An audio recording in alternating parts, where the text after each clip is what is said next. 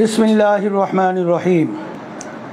প্রিয় দেশবাসী, জাতির এই অবস্মরণীয় বিজয়ে মহান আল্লাহ রাব্বুল আলামিনের দরবারে অসংখ্য শুকরিয়া জানাচ্ছি।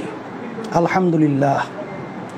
জাতীয় এই গৌরবময় বিজয়ে যারা জীবন দিয়েছেন, রক্ত দিয়েছেন, আহত হয়েছেন এবং আন্দোলনে সক্রিয় ভূমিকা রেখেছেন, তাদের সবার প্রতি শ্রদ্ধা ও কৃতজ্ঞতা জানাচ্ছি।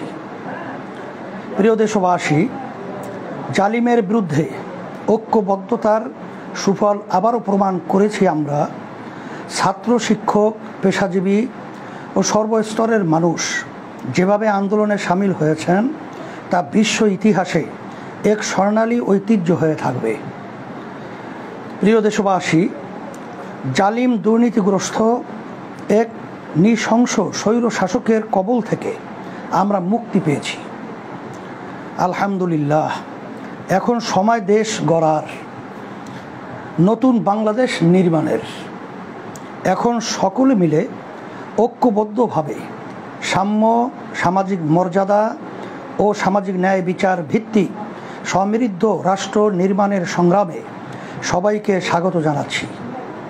প্রিয় দেশবাসী, এই রাষ্ট্র আমাদের, দেশের প্রতিটি সম্পদ আমার আপনার টাকায় গড়া। দেশের 18 কোটি মানুষ মিলেই আমরা একটি জাতি।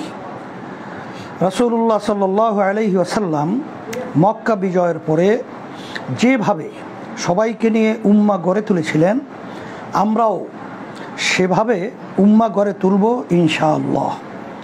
সেজন্য দেশের কোনো সম্পদ যেন নষ্ট না হয় সেদিকে সতর্ক দৃষ্টি রাখুন। সংখ্যালঘু ভাই বোনদের নিরাপত্তা যেন ক্ষুণ্ণ না হয় সে বিষয়ে সজাগ থাকুন। পরিশেষে আবারও আন্দোলনে শহীদ হওয়া, আহত হওয়া সবার প্রতি গভীর শ্রদ্ধা জানাচ্ছি। আল্লাহ হাফেজ।